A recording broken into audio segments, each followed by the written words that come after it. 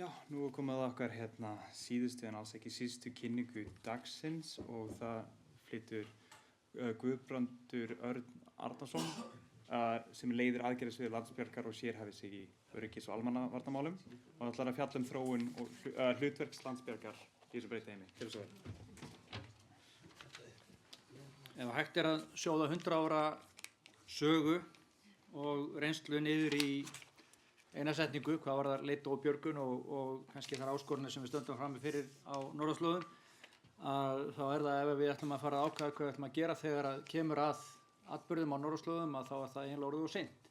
Þannig ég fagna því og þakka fyrir að hafa fengið að koma hérna og þakka ykkur kærlega fyrir boðið. Frábæri fyrirlestrar sem hafa komið og það erfitt að vera síðastur og vera með svona rokkstjörnur sem hafa komið fram og blásu okkur vitið í brjóst. Ég ætla kannski að taka Apple aðferðina á þetta og ekki tala um framtíðina, þeir tala aldrei um framtíðina. Þeir bara koma með framtíðina þegar þeir eru tilbúnir. Ég ætla að tala um fortíðina og útskýra aðeins svona hvaðan við erum komin og þá kannski mögulega hvert við erum að fara. Og kannski Slysavarnafélagið Landsbjörg þekkið öll. Þetta er félag sem að nýtur óskoras trausts almennings og það traust er ávöxtur svona óeigingjarns framlags sjálfboðaliða sem verja dýrmætum tíma sínum í aðstoða aðra. Og ég segi nú ofta að Ísland væri algjörlega óbyggilegt ef ekki væri fyrir íslensku björgunarsveitirnar. Þegar allir aðrir fara inn í vondaveðrinu þá förum við út og reynum að halda þessu samfélagi sem hefur ákveðið að finna sér búsetu á þessu veðurbarða og hvað má segja, þetta er svona það nútímalegasta hamfarasvæði sem að fólk kýs að byggja á. Og óblíða náttúran á þessu veðurbarða skeri hefur margvíslega áhrif á okkar daglega líf. Vetrarlægðirnar, jarðskjálftarnir og ofanflóðin og eldgosin, þetta er allt saman sem að við höfum þurft að glíma við núna í hartnær í aðrúmlega heila öld. Og sem fámenn þjóð þá höfum við ekki,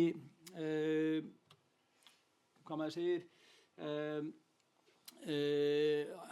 efni á því að reka þetta viðbragð sem að Slysavarnafélagið Landsbjörg stendur fyrir með hinu launaða daglega viðbragði sem við köllum. Við segjumst öll vera viðbragðsaðilar en sjálfboðaliðarnir þiggja ekki laun annað en bara klappa bakið við og við. Og við teljum að Slysavarnafélagið Landsbjörg færi landi og þjóð svona þessa kjölfestu viðbragðs þegar að hitt daglega viðbragð óskar eftir liðsinni að þá stökkum við til. Og við teljum að við gegnum svona sambærilegu en kannski ekki alveg eins víðtæku hlutverki og gæslan sérstaklega á norðurslóðum. Ég held að okkar viðbragð sé meira á heimaslóðum. Við erum með 93 björgunarsveitir víðsvegar svona allan hringinn í kringum landið. Við teljum að við eigum fullt erindi til þess að sinna í samstarfi við gæsluna sérstaklega viðbragði kannski allt upp undir svona 70. og öðru breiddargráðu, kannski þeir sem ekki vel versiraðir í breiddargráðum og þá það svona Kóngsólafsfjörður, Meistarsvík og það í raun og fátt bjargir sem að geta athafna sig svona kannski norðan 80. breiddargráðu. Við höfum tvennt að bjóða og má kannski skipta okkar verkefnum í tvennt. Það annars vegar verkefni sem byggja okkar sérþekkingu, við erum nördar, við höfum áhuga á leit og björgun, leitartækni og fjallabjörgun og alls konar og það oft sérhæfing sem ekki aðrir eða allavega með fáir búa yfir. Síðan það hitt sem að við erum alveg óbúslega mörg og getum út þetta viðbótarafl sem að þá stuðningur við hitt daglega viðbragð þegar það áskorunir sem við erum að fara að glíma við verða meiri en hitt daglega viðbragð megnar. Og svona til samanburðar við björgunarsveitirnar að liðsafli, svona heildarliðsafli og þá tek ég með skrifstofublækur, ræstingu og aðra starfsmenn og það kannski 800 manns rúmlega. Starfsmenn gæslunar, landhelgisgæslunnar eru 200 og í sjúkraflutningum starfa svona 400 manns og þar af kannski helmingurinn í hlutastarfi. Slysavarnafélagið Landsbjörg telur 7.000 félaga, þar af eru 5.000 sem eru skráðir í björgunarsveitir, 4.200 á útskotsskrá og svo erum við með 1.000 félaga í slysavarnadeildum og 800 manns eða 800 unglinga, framtíðin okkar, í unglingadeildum. Og svona dagstaglega þá eru þessar 93 björgunarsveitir yfir mannaðar. Við erum með þarna, nú kemur viðskiptafræðingurinn upp í mér, við erum með fullt af fólki á lager og það lítill velturhæði, við erum vola lítið að koma þessum björgum í verkefni nema þegar við raunverulega þurfum að halda. Og sérstaklega viljum við ekki athygli á því að mikilvægasta björgunarsveitin sú björgunarsveit sem fer ekki í útkall í langan tíma en til staðar þegar þörf er á henni. Og svona flest okkar verkefni eru á landi og þá í umboði lögreglu og við sinnum svona 1.000 til 1.800 útköllum á ári og það getur verið 1, 2, 3 eða 5 eða 10 eða 50 björgunarsveitir sem eru virkaðir í hvert skipti en það tíðarfæri sem að ræður því hvort við fáum 1.000 eða 800 en á sjó og þá sinnum við svona í kringum 120 til 150 útköllum misalvarlegum, getur verið bara að sækja bát sem að er vélavanna eða bara lífbjörgun. Síðan má áætla að sjálfboðaliðar félagsins sinni svona lágmarki 500 til 800.000 klukkustundum. Uppreiknað í mannmánuðum þá það, gefur það okkur kannski 300 til 500 stöðugildi og það má margfalda þá tölum með pí ef við ætlum að fá ríkið til þess að reka slíka starfsemi eða einkaaðila. Þannig að við svona mælum ekki með því okkar verkefni séu færið í faðm ríkisins, heldur að við fáum að sinna þeim verkefni bara áfram eins og við höfum gert síðustu 100 árin. Þá kemur svona sögu yfirferðinni og eða reyndar áðurinn fyrir það, ég tala aðeins kannski svona helstu björgunargetuna sem við höfum varðandi svona, það stærsta sem við fram að færa björgun á norðurslóðum og það bara í samvinnu við Landhelgisgæsluna þá erum við með flota björgunarskipa, við erum með 13 skilgreind björgunarskip, við erum síðan með svona önnur af kannski sambærilegri stærðargráðu svona hringinn í kringum landið en þetta sem við sýnum hér eru björgunarskipin okkar sem eru í raun og svona kannski fyrsta útkall með svona radíus upp á 2 klukkutíma, það eru hérna bláu hringirnir og þetta svona ein mikilvægasta stoðin í okkar starfi og núna stendur yfir ákveðið átak, við erum að endurnýja þessi 40-50 ára gömlu bresku skip sem við höfum verið með frá Ernetli mest í Bretlandi og ríkisvaldið hefur skuldbundið sig til að fjármagna helming kostnaðar við endurnýjun 10 björgunarskipa og hinn helmingurinn sem að ríkið fjármagnar ekki, hann kemur svo til sjálfsafla fé björgunarsveitana, þannig að það við erum að selja dósir og flugvelda til þess að fjármagna björgunarskip. Og þá eftir að ná samkomulagi við ríkisvaldið að fjármagna restina af þessari lotu, það þessi 13 björgunarskip sem við erum að endurnýja, það búið að fjármagna þessi 10 og þetta verkefni hefur bara gengið mjög vel og við vorum akkurat að fá fregnir af því að stjórn Landsbjargar ákvað að setja 9. skipið í smíði, það búið að setja 8 í smíði, ég held sem búið að afhenda 6 og 7. og 8. á leiðinni og 9. á leiðinni framleiðslu í Finnlandi. Og þessi björgunarskip eru miklu langdrægari, hraðskreiðari og öruggari en þessi öldruðu skip sem við erum að úrelda og gefa okkur tækifæri til þess að taka þátt í björgun á norðurslóðum en það alltaf gert í samvinnu við og við erum með gæslu því að við förum kannski út að mörkum landhelginnar en ekki mikið lengra nema með miklum stuðningi gæslunar að mörguleyti.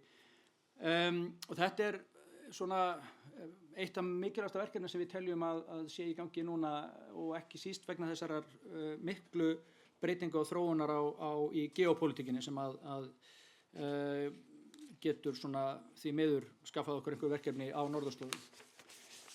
Og þá kemur að þessari sögu yfirferð og þetta náttúrulega eins og allt gott byrjar í Vestmannaeyjum. Björgunarfélag Vestmannaeyja var stofnað 1918 og þar var strax lagður þessi tónn með Slysavarnafélagið Landsbjörg. Við erum samtök sem erum sambland af leit og björgun og slysavörnum. Þannig að ef við stöndum okkur ekki nógu vel í slysavörnunum þá verður leit og björgun að taka við og svo getum við kannski ekki séð fyrir allt þannig að slysavörnurnar taki ekki allt. og í raun og veru þá svona verða til þessi heildarsamtök slysavarnadeilda sem að gamla Slysó 1928, svona fyrstu samtökin, og síðan verða ákveðinir svona atburðir til þess að hjálparsveit skáta stofnuð. Það var svona fólk verið að fara svolítið út í óbyggðir og lögreglan leitaði til ungra skáta 1932. Það hafði líka gerst á Alþingishátíðinni 1930 að þá að leita til skáta vegna þess að þeir kunnu ýmislegt og voru með gott skipulag. Síðan verður Geysislysið til þess að Flugbryggjunasveitin stofnuð og þessar sem sagt 3 meginstoðir, Slysó, skátarnir og Flugbryggjunasveitinnar, að þær að lokum sem sagt sameinuðust, sem var mikið heillaspor. En svona einn annar markverður atburður, það voru fyrstu almannavarnalögin sem voru sett 1962 og síðan endurnýjuð 67, að það var svona kjölfestan í þessari almannavarnanálgun, þar sem að ríkisvaldinu ber skylda til þess að bæði út af samningunum sem að komi til og þeirri þróun sem verður þegar að Ísland gekk í NATO.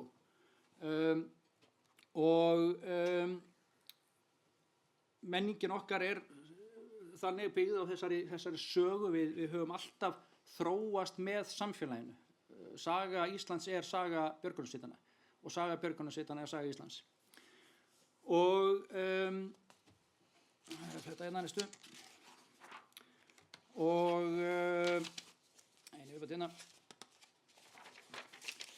þeir atburðir sem að síðan kannski hafa markað svona dýpstu sporin í okkar svona ferðalagi með þjóðinni.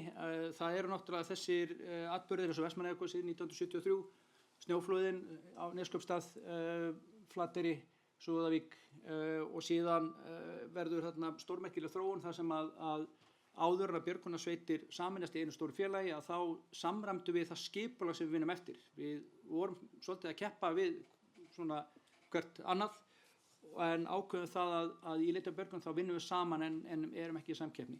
Þannig að við fórum í svona heildar naflaskoðun og endurskipulögðum björgunarsveitir, þannig að þær lúta þá eða fóra þá að vinna undir einni stjórn sem var þá þvert á 3 félög, síðan með sameiningunni 1991 og 99 þegar skátarnir og Flugbryggjunasveitin sameinuðust og síðan þegar Slysavarnafélagið Landsbjörg verið til, að þá þetta fyrirkomulag landsstjórn björgunarsveita og sæðisstjórnarskipulagi þar sem að við svona stýrum aðgerðum eftir miklu og góðu skipulagi, að öll þessi þróun gerði okkur hæf til að takast á við það sem að þessar nýju ógnir eins og heimsfaraldur, inflúensu, þessi stóra breyting þegar óveður, þegar Íslendingar rúmlega sem að kunna að keyra í snjó og voru ekkert að fara út þegar við vorum vond, að það verður eitthvað breyting þar sem að fólk fer bara að keyra allan sólarhringinn og alla daga hvort sem það var óveður ekki og ferðaferð. Og síðan náttúrulega þetta sem að svona aukning í jaðarferðamennsku sem við erum svolítið að bíta úr nálinni með, að við erum að fá alltaf meiri og meiri ofurhuga sem alltaf að reyna á okkar björgunargetu. Og þetta í raun og veru gerur okkur síðan svolítið, ég ætla kannski að minnast alveg sérstaklega og taka eldgosin út fyrir Svega vegna þess að ég held að þau hafi kennt okkur margt alveg óbúslega mikilvægt, og það í raun og veru það þau undirbjuggu okkur fyrir þessi stærstu verkefni sem við þurfum að glíma við. Og það eru þessi eldgos sem að voru okkur mjög erfiðu margt og kölluðu á mikla orku, að þau undirbyggu okkur síðan alltaf fyrir Grindavíkur verkefni sem við höfum verið með.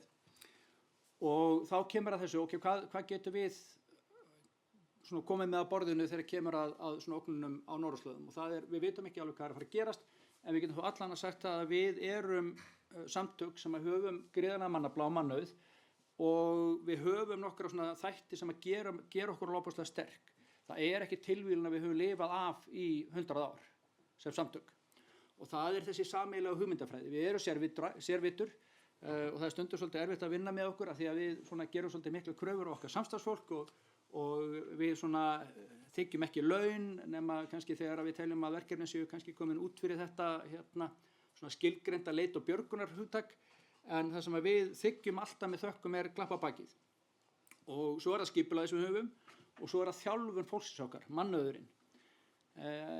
Annar líka tæki sem við höfum að við höfum svona ekkert verið neitt rosalega nýjungagjöf þegar kemur að svona fjarskiptabúnaði. Við erum voðalega ánægð með Tetra-kerfið, frábært kerfi, en við höfum aldrei í raun og verið gefið frá okkur önnur fjarskiptatæki sem að við höfum verið með á margan hátt.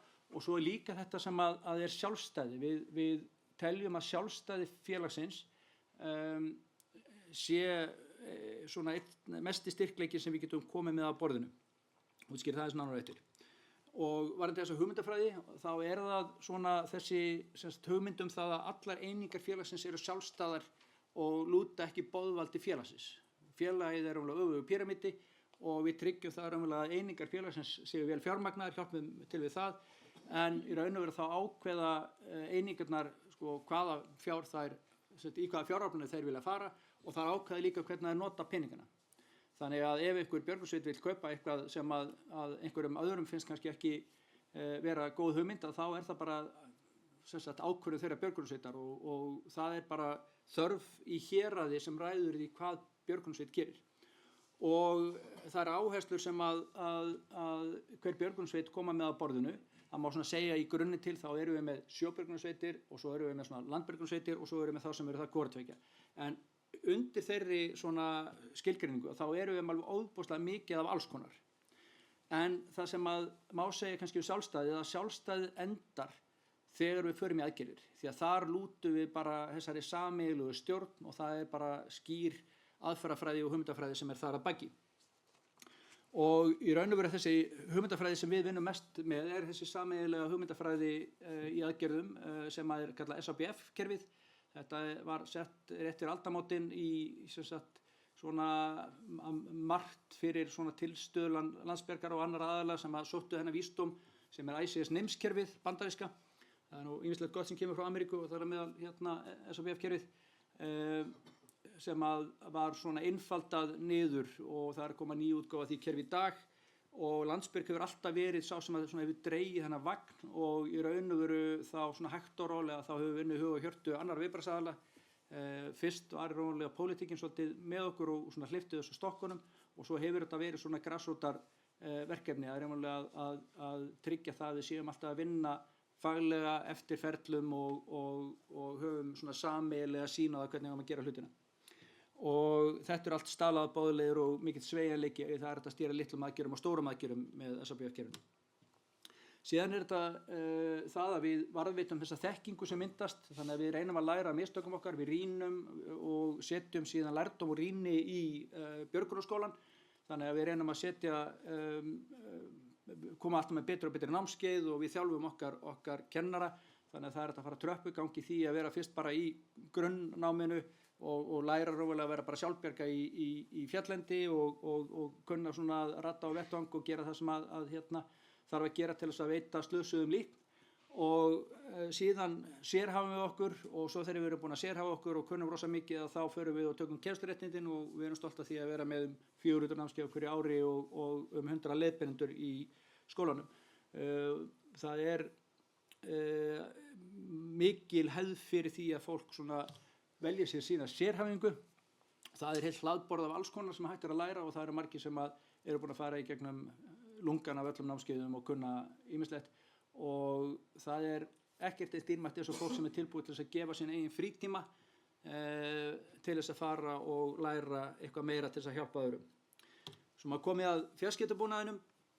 Okkar helsti fjarskiptabúnaðurinn Tetra.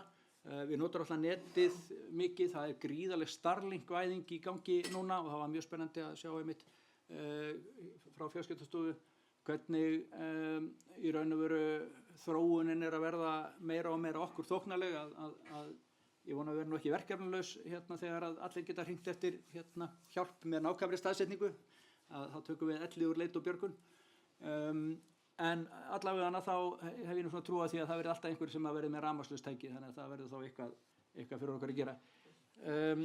Við höfum varðveitt VAFF endurvarpakerfið. Við notum VAFF á sjó eins og Gæslan og við líka notum HF á sjó, sem sagt millibylgjuna og með því þá hægt að búa til þegar að kjarnakerfin eins og þau hafa farið niður vegna rafmagnsleysis eða einhvers annars að þá höfum við geta nýtt í raunverulega þetta bakland sem við höfum í sérstaklega eins og WFH-kerfinu að geta raunverulega brúað þau komið fjarskiptum sem á svæði sem eru orðin fjarskiptalaus vegna einhverja annara og ytri þátta.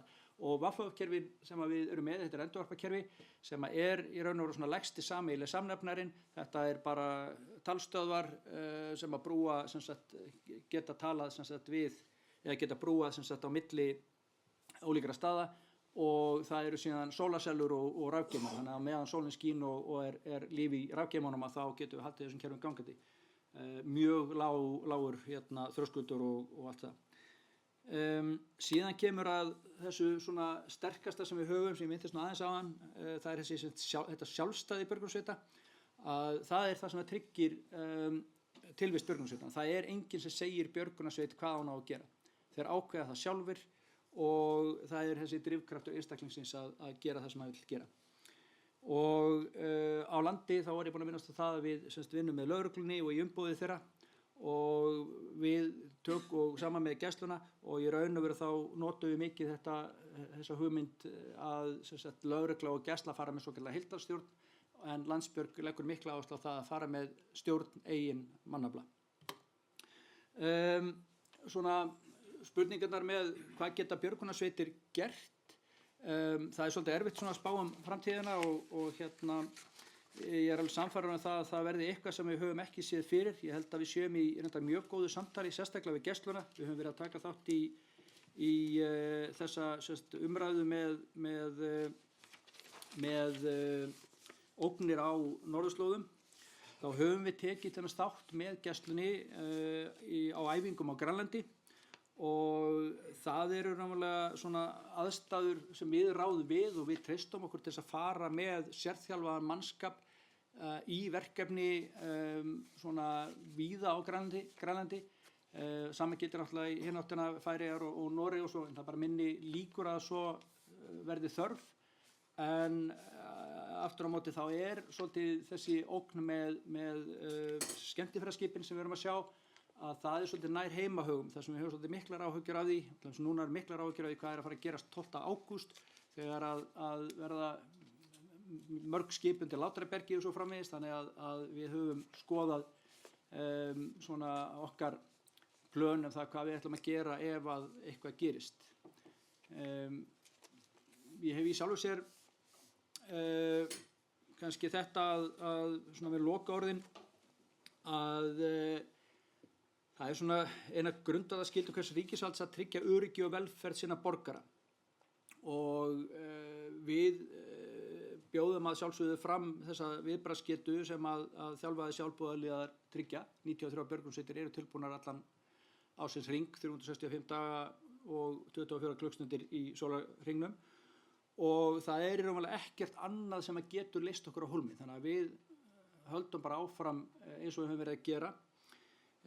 Og uppbyggingin okkar og reynslan af þekkingi tryggir að hvað sem að mun gerast á norðurslóðum að þá munum við geta svona mætt þeim áskorunum með einhverjum hætti og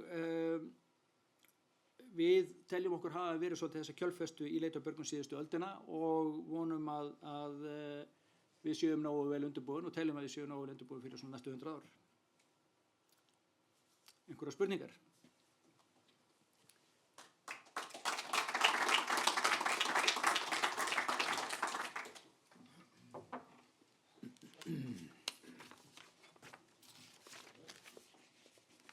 Takk fyrir gott erindi og takk fyrir að vera þið í Landsbjörg.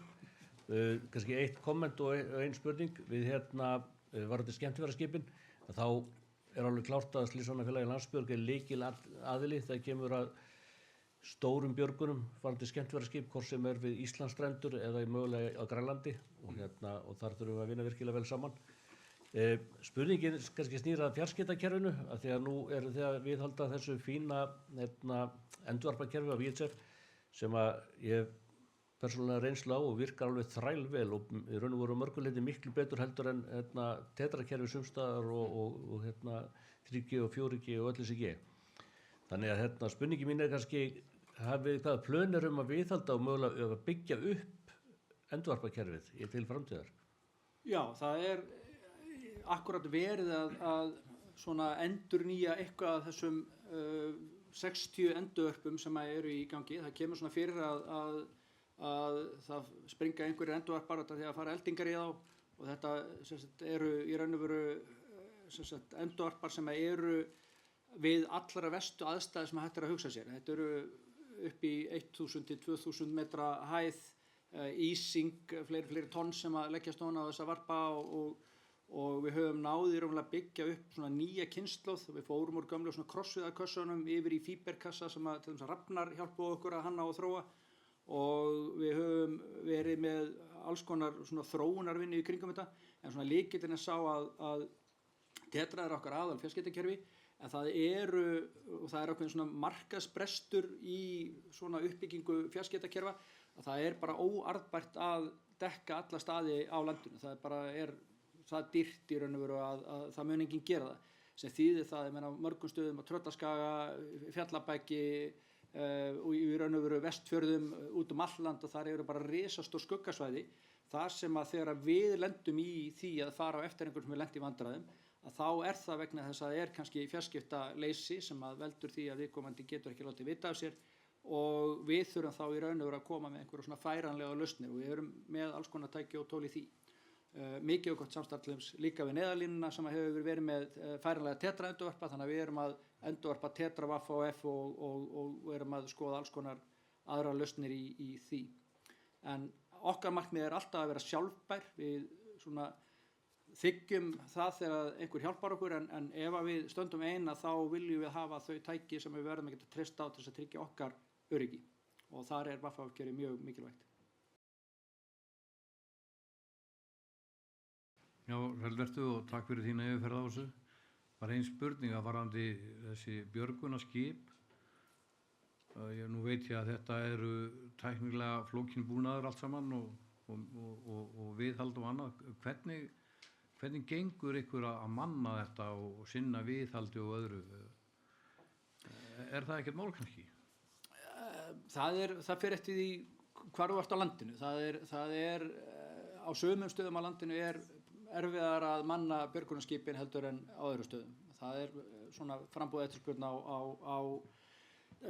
svona skipstjórum og vélstjórum og áhafnarmönnum bara mismunandi, og það oft þannig að við þurfum að skoða, við til dæmis prófuðum svona að því að það hefur verið sérlega mikið álag á Hornströndum, að gríðarlega langt að fara, og það raunverulega þannig að okkar björgunarsveitarfólk þarf að taka sitt sumarfrí og fara með fjölskylduna til tenni og allt þetta. Þannig að við prófuðum í raun og veru svona smá að dýfa Stórutánni í svona hálendisvaktar fyrirkomulag, þar sem við værum að fara með áhafnarmeðlimi og svona létta þess á heimamönnum. Þetta bara sama sem við gerðum með hálendisvaktina, að við mætum í raun og veru aukningu í fjölda ferðamanna, og bara ætla að eyða þeirri mýtu. Nei, ferðamenn hafa ekki aukið gríðarlega mikið svona seinustu 10-15 árin fjölda útkalla. Það að segja, ef við tökum mannfjöldaþróun og fjölda ferðamanna, að þá neikvætt samband milli fjölda útkalla og þessarar annar þróunar. Þannig að við svona höfum mætt í raun og veru þessari mannfjöldaþróun og fjölda ferðamanna bara með fræðslu og verkefnum eins og Safe Travel og öðru. Þannig að þetta er ekki súlur á leiðinni allar í norður, sko. Þetta er svona hæg þróun sem að fylgir meira tíðarfari heldur en eitthvað annað. Þannig frá 1000 upp í 1800 útköll á ári, að það er meira veðurtengt heldur en eitthvað þannig lagað. En varðandi svona mannfjöldaþróunin, það er alltaf Íslendingum búið að fjölga frá aldamótunum rétt 100.000 þar bil, og við erum ekki að sjá það að það sé einhver 25% aukning í fjölda útkalla. Þegar að þjóðin búin að fjölga fjórðunga, þá erum við ekki að sjá sambærilega þróun þar, sko. En það hjálpar líka til að fjarskiptasamband hefur batnað, og þegar að hægt verður að hringja í 112 í gegnum gervinetti, Globalstar til dæmis, Apple, sem bara þróun sem byrjuð erlendis, að þá mun að sjálfsögðu eitthvað af fólki sem hefði ella ekki ratað heim getur óskað eftir hjálp og gefið upp nákvæma staðsetningu, sko. Þannig að það margt mjög jákvætt sem að hjálpa okkur í þessari þróun, því að ég hefði ekki viljað sjá aukningu útkalla í sem sagt, beinu orsakasambandingi við fjölgun þjóðar og fleiri, hvað ætla að sé, tífölduna fjölda ferðamanna frá aldamótum. Þannig að þá værum við í verulega vondum málum. En við höfum alltaf verið samtök sem höfum alltaf verið með þennan tvíþátta fókus, slysavarnir plus leit og björgun. Og ég held að það hafi hjálpað okkur mjög mikið í þessum málum. Það er bara að taka við. Takk fyrir þetta, Guðbrandur. Þetta er kannski sem kemur líka inn á hjá Hrafnkalli hérna inn á fjarskiptastofu. Þetta er varandi bara fjarskiptaöryggi. Ég hef verið að benda og tala svolítið það gegnum árið með eins og í flugumferðarþjónustunni og GPS og þetta í nútíma tækni að hún getur verið viðkvæm fyrir ákveðnum áhrifum og þeir vilja halda svolítið gamla búnaðinn sem er bara gömlu tækin frá 1960 sem að nútíma tæknin hefur ekki sama. Ég gæti bara ekki komið að, ég var svona að pæla bara það samhengi hluta eins og hjá ykkur. Hafið þið pælt eitthvað í þessu? Auðun kom inn á með VSF-ið upp á bara, og ég veit ekki hvað Hrafnkell kom langt inn í þessu, með bara upp á áfallaþol og viðnámsrótt. Þetta er alvöru pælingar eins og inn í NATO-þinginu og annað sem að snúa þessu. Þannig að við getum ekki fullkomlega treyst nútíma tækninu frá ákveðnum hlutum. Það er þetta truflana, jamming, spoofing og eins og í flugleiðsögunni. Þannig að hefur þetta verið eitthvað issue hjá, fyrst við erum að tala öryggismál líka? Já, ég get allan að sagt að ég á vini í Íslandi í leit og björgun, ég á vini í Finnlandi í leit og björgun, ég á vini í Noregi í leit og björgun og það er bara orðið einfallega þannig að leit og björgun á þeim slóðum og sérstaklega á ég vini upp í við Troms og þar sem er svona langleiðan í áttan af Kólaskaganum og þar er ekki lengur hægt að nota GPS. Og það er einfallega vegna þess að þeir eru bara með stanslaust bara scrambling og spoofing og menn eru bara komnir í gamla góða áttavitan og kortið Þannig að við fáum alveg fregnir frá okkar fólki og okkar vinum í sambærilegum samtökum að það er orðið bara mjög erfitt að nota GPS í þessum löndum. Og þetta er alveg bara frá Hvíta-Rússlandi og alveg norður eftir sem að Rússar eru að minna svo Auðun myndist á, skugga skipin sem er að poppa upp hjá þeim á AES-unu að eru þið þarna eða eru þið ekki þarna og þetta er bara hluti af þeim hernaði sem er í gangi. Já, Hrafnkell aftur hjá Fjarskiptastofu. Aðeins var þetta hlutverk stofnunarinnar. Við erum ráðgefandi fyrir stjórnvöld. Þess vegna var ég með ábendingar. Það er ykkar að ákveða hvernig þið vilja hafa þessa framtíð. Þetta er ráðgjöf, þetta er ekki fyrirmæli. Ég fór þessa leið varðandi arftaka Tetra einfaldlega vegna þess að upp úr 2020 þegar þessi umræða byrjaði þá voru bæði neðalínan, þessi öryggisfjarskipti og ráðuneytin að tala í þessa átt. Og auk þess sem ég sé í raun og veru með alþjóðaþjóðum þróun ekki aðra svona færa meginleið. En hins vegar varðandi svona varakerfi eða það sem ég kalla hamfara fjarskiptakerfi. Ég held að þetta VFF-kerfi er alveg frábærlega flott og við ætlum að hugsa um tvisvar áður að við hendum því út. Það er líka ekkert rosalega dýrt og viðamikið kerfi í rekstri þannig að það veitir mikla varaþjónustu og það má nota það í samhengi við annað og ég hef látið mig detta það í hug. Nú hefur verið að tengja björgunarstöðvar við Starlink eða ekki og ýmsa búnað. Ef við verðum með allar björgunarstöðvar tengdar við gervitunglakerfi, ekkert endilega Starlink, stjórnsýsluna, stjórnstöð almannavarna, helstu fjarskiptafyrirtæki, þá verðum við í raun og veru komið með landsdekkandi fjarskiptanet byggt á gervitunglum. Þá værum við komið með varakerfi, í raun og veru hamfara fjarskiptakerfi fyrir landi sem myndi virka án rafmagns eða væri varaafl á þessum stöðum og þess vegna ef að megin fjarskiptakerfi myndi bresta út af einhverjum ástæðum. Við vitum ekki hvað gerist í náttúrunni á Íslandi eða út af öðrum málum. Og ég vil meina það að þessi mynd sem ég var að reyna að draga upp áðan, hún getur alveg innifalið þetta sem framtíðar sviðsmynd, skilurðu. Og við þurfum plan B á Íslandi. Við getum ekki bara verið með plan A. þessar sviðsmyndir sem ég hef teiknað upp varðandi framtíðarkerfið, ég myndi vilja sjá þarna líklega sænsku leiðina, en það er bara mín skoðun, og þá erum við með tvöfalt kerfi hvað það varðar, og þá verði þá einhvers konar gervitungla svona regnhlíf yfir það, sem ég held að veri sáralítið viðbótarkostnaður með það sem fólk er að gera, og ég held að þetta einfaldlega að hanna ákveðin arkitektúr fyrir þessi gervitungla samskipti sem aðalega geta keypt sig inn í eins og Landsbjörg og fleiri, og virkir raunverulega þegar á þarf að halda, og við getum bara virkja þetta ef að illa fer. Og talandi Wi-Fi-kerfið, þetta er náttúrulega líka í bílum, þarna erum við með færanlega fjarskiptastað með dísel og upphituðu rými, og við verðum algjörlega fjarskiptasambandslaust, það mætti staðsetja þessa bíla á götuhornum á fyrirfram ákveðnum stöðum á landinu, þá varum við gervitunglakerfi sem spannaði landið og síðan bílana sem að næðu sambandi við fólkið í landinu. Það hefur verið gott að hafa þetta hérna 2019. Það er hárrétt að maður kannski benda á kannski tvennt að björgunarsveitir hafa til dæmis sinnt þjónustu fyrir neyðarlínuna og eru tilbúnar að stökkva til með rafstöðvar sem hafa dreift. Þetta var verkefni sem fór í gang eftir óveðrið 2019, 9. desember 2019, og þá er það í raunlega þannig að þá er hægt að koma í raunverulega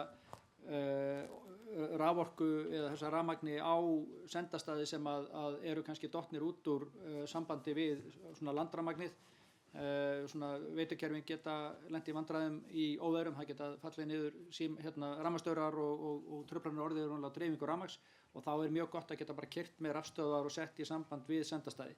Það var eitt mjög frábært verkefni sem að Gæslan var með lykilinn svolítið að í samvinnu við Landsbjörg, og þá þetta var 2012, vorum í samhæfingarstöðinni, og það var þegar Holt í Önundarfirði brann yfir út af einhverju, ég man ekki hvað það var, en allavega hvort það var elding eða eitthvað annað, eða rófa ljósleiðara, sem að þýddi það að megnið af Vestfjörðum voru algjörlega bara sambandslausir, og það er búið að grípa til ráðstafana og móta þess aðgerð til þess að það gerist ekki aftur með þeim hætti, en á þeim tímapunkti var ljósleiðara net Gæslunar notað og var brúað með tetra vaffáf gáttun. Þetta er pínu tæknilegt svona, en í raunverulega bara var þannig að við fundum bara snúrur og innstungur til þess að setja í samband til þess að koma á fjarskiptasambandi, og það var gert vegna þess að við vorum með aðila sem að vissu hvernig kerfin virkuðu, hafðu heildar yfirsýn og gátu verið lausna með þær. Og þannig held ég að við séum að vinna í þessum málum sem eru fyrirliggjandi í þessar áskoranir sem við erum að horfa með norðurslóðir, að við verðum að vinna saman, við erum fá, og við höfum ekki á lúxus að það sé einhver eitt sem sé að fara að taka þetta, við gerum þetta bara saman.